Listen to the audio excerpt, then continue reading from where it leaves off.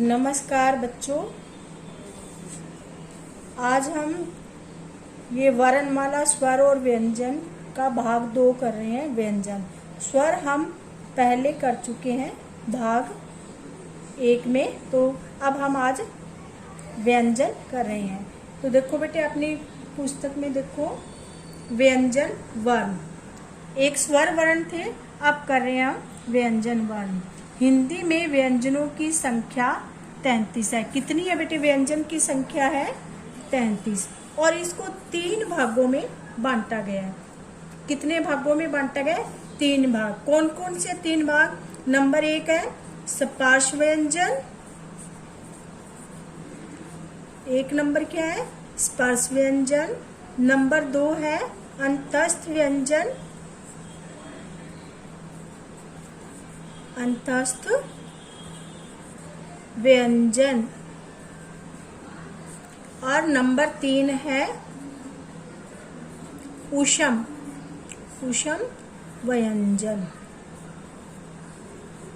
आप देखो बेटे, स्पर्श व्यंजन, ये क ख ग घ ड़, ये जो 5 है, क से लेके अड़ तक, ये क वर्ग में आते हैं, और च से लेके अण तक च वर्ग में, और ट से लेके अण तक ये ट वर्ग, त वर्ग और प वर्ग। का जो पहला अक्षर है क, च, ट, त और प, ये क्या है? वर्ग लिख के आगे लगा देते। क वर्ग हो गया, च के च वर्ग, ट वर्ग, त वर्ग और प वर्ग। ये है स्पर्श व्यंजन। स्पर्श व्यंजन की जो संख्या है वह 25 है। जैसे एक लाइन में देखो, 5 है अक्षर है, 1 2 3 4 5, ये 5 लाइनें इधर से, तो 25 अक्षर हो गए। स्पर्श व्यंजन कुल कितने हैं? 25 है। अब अंतस्थ व्यंजन कितने हैं? 4 है। कौन कौन से हैं? य, र, ल, व, ये हो गए अंतस्थ व्यंजन। और श, श, स है ऊष्म व्यंजन, ये भी 4 है। क्योंकि ऊष्म व्यंजन इसलिए बोल रहे हैं ना, इनको जब हम बोलते हैं तो ऊष्मा सी पैदा होती है। श, इस तरह से। इनके उच्चारण, स्थान व वर्गीकरण के बारे में आगामी कक्षा में, आप जो दूसरी कक्षा आएगी उसके अंदर, बड़ी कक्षा में आप इसके बारे में विस्तार से पढ़ोगे बेटे। अब इसके बाद में क से मैं तक अपने आगे क वर्ग, च वर्ग, ट, त और प, ये हो गए स्पर्श व्यंजन। अब ड का भी विकसित रूप है ड। ड जो है ये है ड, जो ड डमरू वाला, और ये है ड़, जिसके नीचे बिंदी लग गई है। ड़ होता है खाली, जैसे क के साथ में ये होता है ना ड़।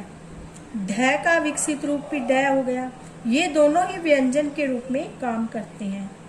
ज में से मिलता जुलता व्यंजन, जो पैर बिंदी वाले नुक्ता ना ज, और फ से मिलता उल्टा भी फ, ये दोनों क्या है? ज और फ, ये दोनों उर्दू, अंग्रेजी और फारसी भाषा से आए थे। जो ये बिंदी, जो नीचे बिंदी लगती है, ये वाले अक्षर कहाँ से आए थे? फारसी से, अंग्रेजी से और उर्दू भाषा से हमारे क्या है? हिंदी भाषा में आए हैं।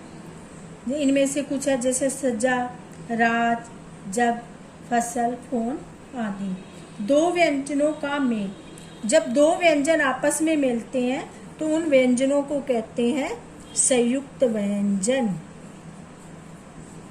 क्या कहते हैं? संयुक्त व्यंजन। जब 2 व्यंजन एक साथ मिलते हैं तो उसको कहते हैं संयुक्त व्यंजन। जैसे इनकी संख्या कितनी है? 4 है। कौन कौन से है? एक तो है छ, त्र और ज्ञ और श्र, जो श्रीमान वाला, ये क्या है? आपके संयुक्त व्यंजन। ये 2 व्यंजनों से मिलके बने हैं। अब देखो, ये जो क और श, यानी क आधा प्लस श भी आधा, इसके नीचे हलंत लगा दिया ना मैंने। हलंत लगाने से ये दोनों क और श दोनों आधे बन गए और आधा अक्षर हो गए। और इससे बना हमारा कौन सा अक्षर? छ, क्षत्रिय। इसी तरह से ये ज और न से बना ज्ञ, त और र से बना त्र, श और र से बना श्र। और दोनों ही देखो ज और न भी आते हैं, तय और रै के नीचे भी हलंत लगा हुआ है और शय और रै के भी नीचे हलंत लगा हुआ है। तो ये बन गया इस तरह से छ त्र ग, छ त्र ग और स्र। ये क्या, ये 4 है संयुक्त अक्षर व्यंजन, और ये 2 व्यंजनों के मेल से बनते हैं, इसलिए इनको संयुक्त मिलते हैं। संयुक्त का मतलब ही होता है मिलना। बेटे इनके नीचे कुछ ये व्यंजन दिए हुए हैं, इन व्यंजनों का हम उच्चारण करके देखते हैं। देखो सबसे पहले दिया पक्षी, परीक्षा, अक्षर।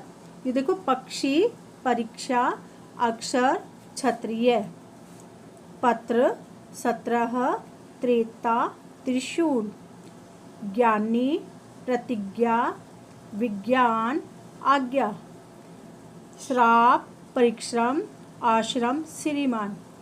देखो बेटे अधिकतर आप श्रीमान जब प्रार्थना पत्र में लिखते हो ना गलत लिख देते हो, तो देखो अच्छे ध्यान से कैसे लिखते होते हैं।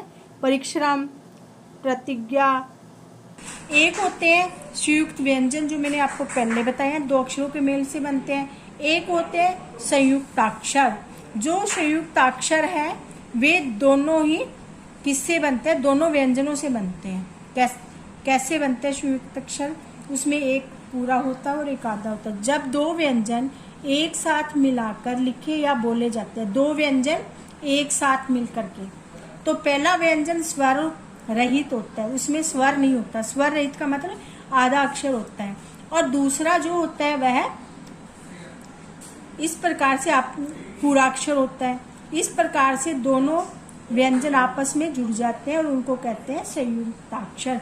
जैसे बेटे ये है ग आधा है और न पूरा है। अब देखो आधा ग कैसे लिखा जाता है, इस तरह से, ये नहीं लगाते, पर जब हमें इसको आधा बनाना हो तो हम इसके नीचे ऐसे हलंत लगाते हैं। इससे हम कोई क्या बन गया, इसको लिखेंगे हम ग और न। अब इससे हमें कोई अक्षर बनाना है स्वर लगा के, तो कैसे बनाएंगे, ये दोनों ही व्यंजन है, लगाएंगे तो क्या बन गया, अ ग नी, अग्नि। कुछ भी बना सकते हैं हम इनसे, जैसे च और छ, ये तो च क्या है, आधा अक्षर है, और छ क्या है, पूरा है। च और छ, तो क्या बन गया, अच्छा, अच्छी, ठीक है। तो ये होते हैं संयुक्ताक्षर, इनको क्या कहते हैं, संयुक्ताक्षर। कुछ संयुक्ताक्षर 2 रूपों में भी लिखे जाते हैं। ये 2 रूप जैसे दोनों ही घंटा, कंठ, कैसे कि ये अणय में होते हैं, ये अणय में होते हैं, और अणय की जगह उनके ऊपर हम बिंदी लगा देते हैं। जैसे ये घंटा है और इसको क्या है, हम इस अणय की जगह पे हम क्या कर देते हैं, बिंदी लगा देते हैं इसके ऊपर, तो ये बन गया घंटा। इसी तरह से और भी इसकी उदाहरण दिए, जैसे कंठ, डंडा, बंदर, अंतर, खंबा, यानी न और मैं की जगह और अणय की जगह हमने इनके ऊपर बिंदी लगा दी है, इसलिए ये क्या है कि संयुक्ताक्षर है। ये इसका दूसरा रूप है, ये इसका पहला रूप है। द्वित व्यंजन, 2 समान व्यंजनों के मेल से बने व्यंजन को द्वित व्यंजन कहते हैं। 2 समान यानी 2 बनते हैं, जैसे त, दोनों त आ गए, कु, त, ता, कुत्ता, गत्ता, पत्ता, यानी एक जो आधा अक्षर है वह है और पूरा अक्षर दोनों एक साथ एक से व्यंजन आए हैं। तो वैसे जैसे बेटे कुत्ता है, जैसे एक तो आ गया त प्लस त, तो ये क्या हो गया, इसके ऊपर यहाँ पे हम थोड़ा सा ऐसे लगा देते हैं ये आधे अक्षर को, तो ये बन गया कु, ता। इस तरह से गत्ता, पत्ता आदि। रै के विभिन्न प्रयोग, स्वर सहित यानी अ के साथ में रै का प्रयोग स्वतंत्र रूप में लिखा जाता है, जैसे मरना, करना, तैरना, ठीक है, कुछ भी हो सकता है, डरना, क्योंकि उसमें रै के साथ में अ लगा हुआ है। ये देखो रै पूरा बन गया। जब रै स्वर रहित होता है, स्वर रहित यानी जो ये वाला जो रै है ये स्वर रहित है, जिसके नीचे मैंने हलंत लगाया हुआ है, आधा रै है। तब रै बाद में आने वाले व्यंजन के ऊपर लगाया जाता है और रै के इस प्रयोग को रेफ कहते हैं, रेफ कहते हैं। ये कैसे लगाया जाता है? तब रै बाद में आने वाले व्यंजन के ऊपर लगाया जाता है। कैसे लगाते हैं? जैसे ये धर्म है तो इसके ऊपर ये मैंने रै लगा दिया, इस तरह से। कर्म, वर्ण, इस तरह से ये ऊपर लगा दिया। इसको क्या कहते हैं? रेफ कहते हैं। देखो, जब रै के हलंत लगा दिया नीचे और ए लगा दिया तो ये रै क्या बन गया? अपना स्वर सहित हो गया ये, ठीक है। जब ये रै अपना स्वर रहित होता है तो ये रै हमेशा ऊपर लगाते हैं ऐसे, ये रै, ठीक है। इसको कहते हैं रेफ। अब आता है बेटे, जब रै से पूर्व खड़ी पाई वाला स्वर रहित व्यंजन हो तो रै उस व्यंजन की खड़ी पाई के साथ पैर यानी इसे लिखा जाता है। जैसे क्रम, रै के इस प्रयोग को पदेन रै कहते। ये देखो, ये खड़ी पाई है, ठीक है। और यहाँ पे कोई भी अक्षर लिखते हैं, जैसे पा लिख दिया तो पै के पैर में रै लिख दिया। जैसे ये क के पैर में रै लिख दिया। तो इनको क्या कहते हैं? इनको कहते हैं पदेन वाले, पदेन यानी पैर में लगने वाला रै। ये खड़ी पाई में ही लगता है। जब रै से पूर्व बिना खड़ी पाई वाला स्वर रहित व्यंजन हो तो रै उस व्यंजन के नीचे लिखा जाता है। जैसे ट्रक, जब कोई खड़ी पाई वाला नहीं हो तो उसके पैर में कैसे लिखा जाता है? जैसे ऐसे, जैसे ड, ये तो ड के ऐसे लिख दिया, ड्रम, ठीक है। ट्रक, तो ये क्या है? ये रै, इसके पैर में जो ये जो निशान बना होता है ना पैर के नीचे, ये होता है रै। इसे भी पदेन वाला रै कहते हैं, यानी पैर में लगा हुआ। वर्ण विच्छेद, शब्द के प्रत्येक वर्ण को अलग अलग करके लिखना वर्ण विच्छेद कहलाता है। जैसे कलम दिया ना, क आधा, फिर प प्लस ल, इस तरह से, तो ये बन गया कलम। इसको मैं आपको अच्छे से बता रही हूँ। यहाँ पे कोई भी ले लेते हैं अपनी तरफ से। जैसे घर ले लिया, छोटे अच्छे से स्टार्ट करती हूँ मैं। तो अपने को घर लिखना है और इसका क्या करना है हमको? वर्ण विच्छेद। विच्छेद का मतलब होता है अक्षरों को अलग अलग करना, तोड़ना। ये वर्ण है, इन वर्णों को तोड़ना। जैसे घ, तो पहले हम घ को क्या कर लिखेंगे? आधा घ हलंत लगा के प्लस अ, तो ये बन गया घर। और इसके बाद में र, रै के नीचे मैंने हलंत लगा दिया प्लस अ, तो ये क्या बन गया? ये बन गया र और ये बन गया घ, प्लस घ प्लस र, घर। इसी तरह से जैसे किसान है, हमें क्या लिखना है? किसान। तो क हम आधा ले लेंगे और यहाँ क्या, ये इसके कौन सी ये मात्रा चिन्ह कौन सा है? ई का। कौन सी का? छोटी का। तो हम यहाँ ई लगा देंगे। प्लस स लिखा हो ना, स लिख देंगे हम। स को हम आधा स बना देंगे हलंत और फिर प्लस आ, तो ये क्या बन गया? सा। स को आ सा और क को ये की, और फिर प्लस न, न आधा हो गया प्लस अ, तो ये क्या बन गया? न। अपना जो वर्ड बन गया वो बन गया किसान। इसी तरह से बेटे कुछ भी, जैसे आप ऊ का ले लो, कोई भी मात्रा वाले शब्द ले लो, उसके साथ इस तरह से हम लिख सकते हैं। जैसे कोई भी लिखती हूँ मैं, एक दो और बताती हूँ आपको। जैसे चुनाव, ठीक है। तो च को क्या आ गया? पहले च को आधा अक्षर बनाएंगे, इसके साथ हम स्वर लगा रहे हैं क्या? ऊ। कौन सा हुआ ये? छोटा ऊ। तो ये क्या बन गया? चू। आपको छोटी कक्षा में अध्यापक ने ऐसे ही आपको बुक रीडिंग सिखाई होगी ना, बुक पढ़ना सिखाया होगा।